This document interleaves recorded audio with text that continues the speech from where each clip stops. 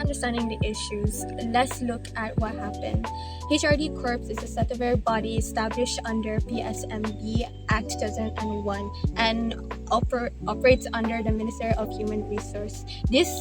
Its main responsibility is to manage the HRD funds, which finance through a mandatory 1% levy collected by eligible employees. This is to support workforce training and skill development. However, from 2027 to 2024, a series of governance failures emerged. These include violation of PSMB Act, questionable investment and properties purchase, increasing uncollected levies fund, and weak financial oversight. Following investigation by the Public Account Committees and National Audit Department, this issue were exposed, raising serious concern about transparency, accountability, and the proper management of public funds.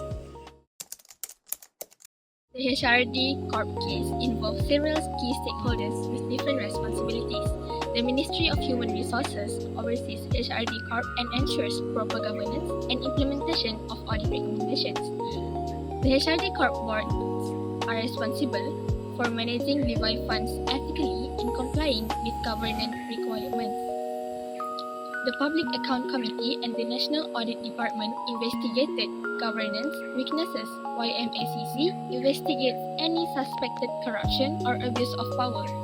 Finally, employers, employees, and the media play an important role by monitoring how levy funds are used, reporting misconduct, and promoting transparency and accountability. So let's look at the main ethical issue.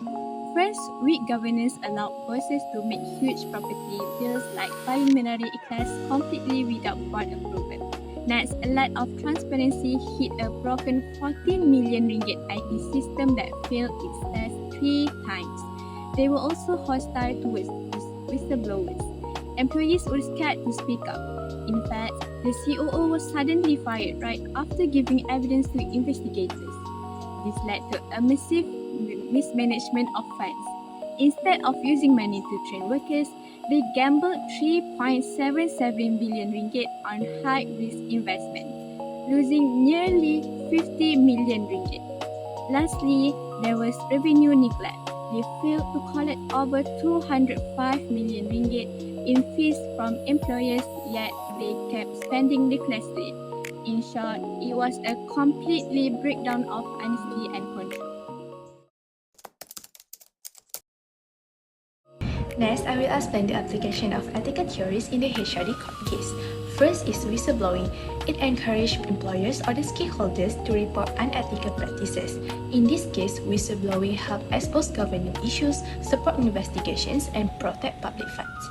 Second is the agency theory. HRD Corp's management act as an agent for the government, employers, and the public.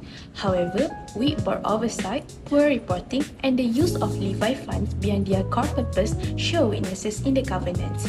This highlights the needs for better oversight, responsible management, and transparent reporting. Lastly, accountability and transparency. Public organizations must manage funds openly and responsibly. Therefore, stronger audits, clear reporting, and the government's reforms are essential to restore public trust. Overall, this ethical theory shows the importance of ethical governance in protecting the public funds. The HRD Corp case highlights several important lessons for organizations, leaders, and also society. First, organizations should create strong ethical culture where employees are not afraid to report any misconduct through effective whistleblowing without any fear of retaliation. Second, leaders must always act with integrity by being transparent, accountable, and following proper governance procedures. Finally, stronger audits and institutional reforms are also necessary to improve oversight and ensure responsible decision-making. By strengthening governance and promoting ethical leadership, organizations can regain public trust and also reduce the risk of similar issues happening in the future.